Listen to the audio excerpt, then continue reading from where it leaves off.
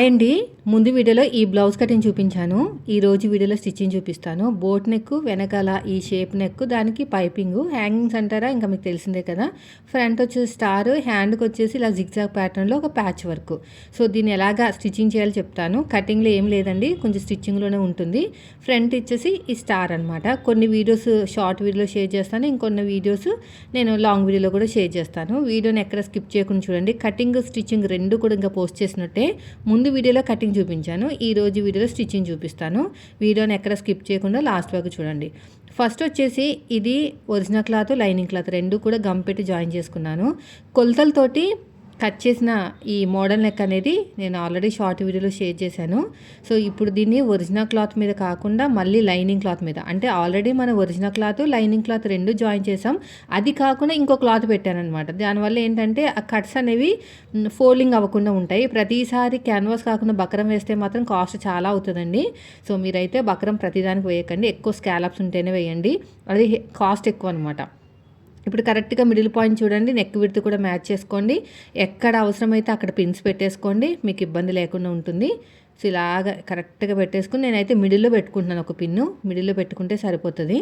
ఇంకెక్కడ అటు ఇటు జరగకుండా చూసుకుని కరెక్ట్గా కార్నర్కి వేయాలి.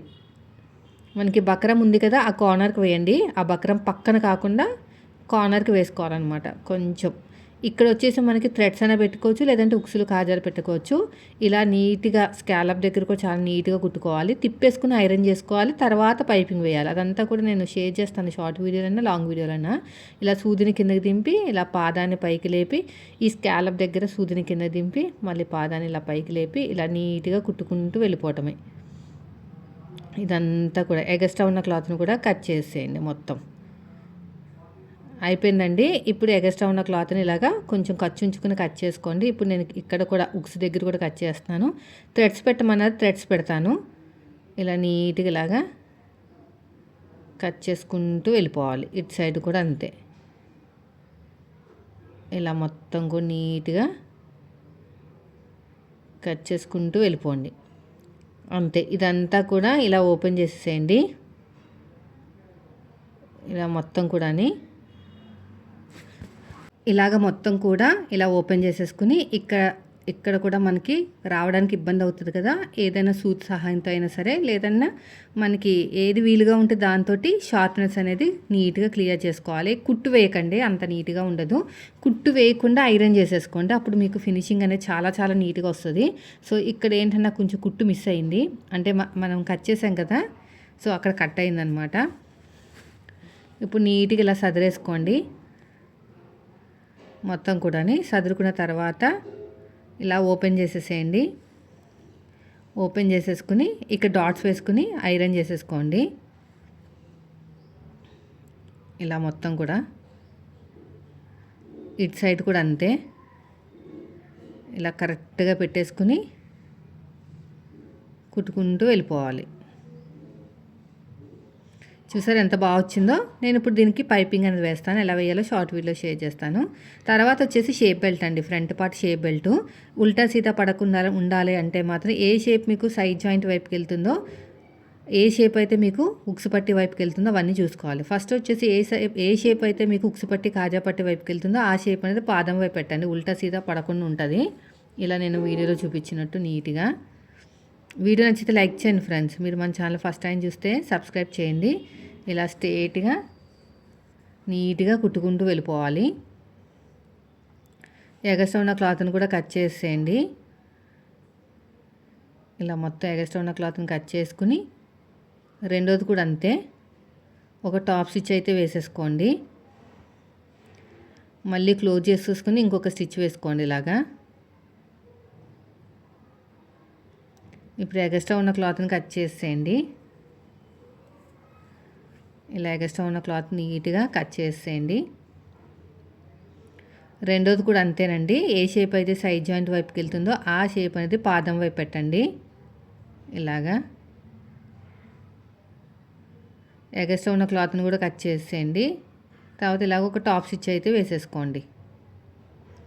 మళ్ళీ ఇలా క్లోజ్ చేసుకుని ఇంకొక స్టిచ్ వేసుకోండి ఇలాగా.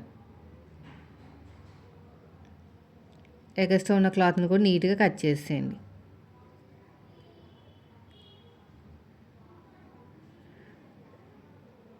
నెక్స్ట్ వచ్చేసి ఫ్రంట్ పార్టు ఇలాగా స్ట్రెయిట్గా రావాలి. స్టార్టింగ్లో మనకి ఈక్వల్గా ఉండాలి. తర్వాత ఉక్సుపట్టి కాజాపట్టి దగ్గర డాటు, ఆ తర్వాత మెయిన్ డాట్ని పట్టేసుకుని చంక వైపుకి ఇలా మొత్తం కూడా. తర్వాత రెండోది కూడా అంతే, స్టార్టింగ్లో ఈక్వల్గా ఉండాలి, షోల్డర్కి తిన్నగా ఉండాలి. ఇలాగా నేను చూపించినట్టు నీట్గా కుట్టుకుంటూ వెళ్ళిపోండి. తర్వాత చంక వైపు ఉన్నది మెయిన్ డాట్ని పట్టుకుని కుట్టుకుంటూ వెళ్ళిపోండి. అయిపోయిందండి. చాలా చాలా బాగా వస్తుంది షేప్ అనేది. ఇప్పుడు ఏ షేప్ ఎటు వస్తుందో చూసుకుని అడ్జస్ట్ చేసుకుని కుట్టుకుంటూ వెళ్ళిపోవాలి. ఇలా మెయిన్ డాట్ షోల్డర్కి వైపు పెట్టేసుకోండి. తర్వాత ఇన్విజిబుల్ షేప్ బెల్ట్ ఎలా కుట్టాలంటే ఇలా వీడియోలో చూస్తున్నారు కదా, అలాగా ఉల్టా తిప్పేసుకుని ఇలా వీడియోలో చూపించినట్టు కుట్టుకుంటూ వెళ్ళాలి. డబల్ స్టిచ్ వేయండి, స్ట్రాంగ్గా ఉంటుంది. ఎగస్ట్రా ఉన్న క్లాత్ని కూడా కట్ చేసేయండి. తర్వాత రెండోది కూడా అంతే. చూసారు ఎంత నీట్గా వచ్చిందో. తర్వాత రెండో షేప్ బెల్ట్ కూడా అంతేనండి. రెండో షేప్ బెల్ట్ కూడా సేమ్ అంతే. ఇప్పుడు హ్యాండ్కి నేను ఒక 2 ఇంచులు అయితే తీసుకున్నానండి.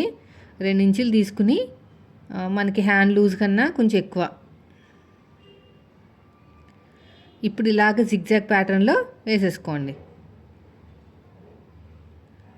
వేసుకున్న తర్వాత మొత్తం కూడా నీట్గా ఇలా కట్ చేసుకోండి.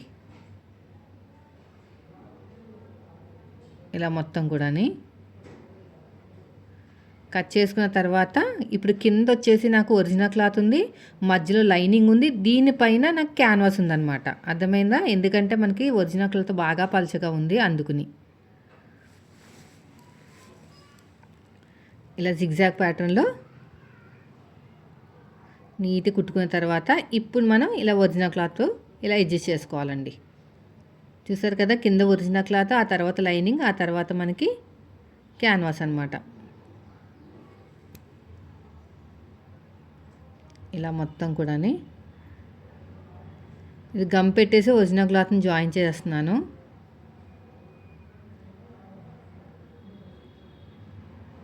నీట్గా ఐరన్ చేసేసుకోండి, సరిపోతుంది. రెండోది కూడా అంతే. రెండోది కూడా సేమ్ ఇలాగే ఐరన్ చేసుకోవాలి. ఇది మోడల్ హ్యాండ్స్ అన్నమాట. ఇక్కడ కూడా అంతేలాగా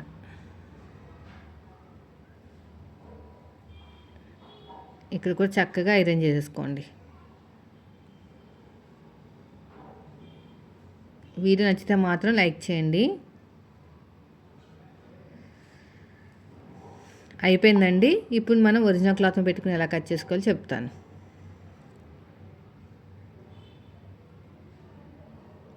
ఇప్పుడు ఇది మొత్తానికి ఇలా కట్ చేసుకుంటూ వెళ్ళిపోవడమే.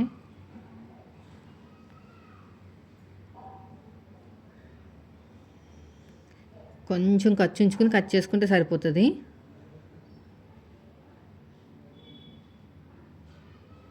ఇలాగా నీట్గా కట్ చేసేయండి. ఇప్పుడు చూసారు, ఇలా పెట్టేసుకుని పోట్లీ బటన్ పెట్టేసుకుని ఐరన్ చేసుకోవాలి.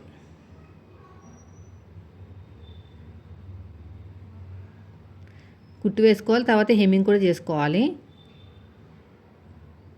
కుట్టు ప్లస్ హెమ్మింగ్ రెండు చేసుకోవాలి.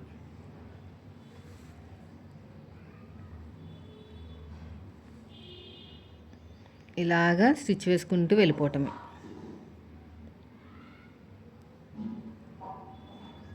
చాలా జాగ్రత్తగా స్టిచ్ వేసుకోవాలండి. అటు ఇటు అయిందంటే సరిగ్గా రాదనమాట. ఇలా నీట్గా స్టిచ్ వేసుకుంటూ వెళ్ళిపోవాలి. నేను ఇవి తీసుకుంటున్నాను, మీకు తెలుసు కదా, మనకి బర్త్డే పార్టీస్కి వాడతాం. అందులో పెట్టేసుకుని నేను అయితే రెడీ చేసుకుంటాను పోట్లీ బటన్స్ అనేవి. ఇలాగా ఇలా నీట్గా ఇలా కుట్టుకుంటూ వెళ్ళిపోవటమే. ఇలా నీట్గా స్టిచ్ చేసుకోవాలి.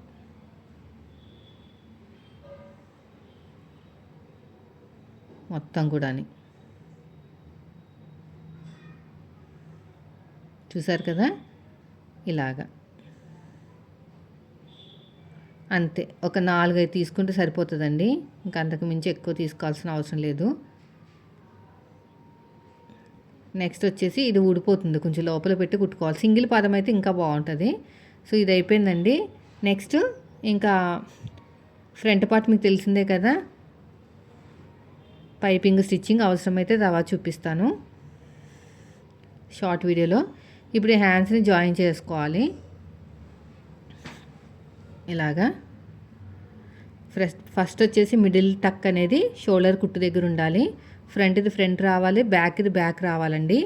ఇలా వీడియోలో చూపించినట్టు నీట్గా కుట్టుకుంటూ వెళ్ళిపోండి. ఇలాగా మళ్ళీ ఫస్ట్ నుంచి లాస్ట్ వరకు ఇంకొక స్టిచ్. ఇలా మొత్తం కూడా ఫస్ట్ నుంచి లాస్ట్ వరకు ఇంకొక స్టిచ్ అనేది వేసుకుంటూ వెళ్ళిపోండి నీట్గా. రెండో హ్యాండ్ కూడా అలాగే స్టిచ్ చేసుకుని సైడ్ జాయిన్ చేసుకోవాలి. ఇదండి ఈరోజు వీడియో. నచ్చితే లైక్ చేయండి.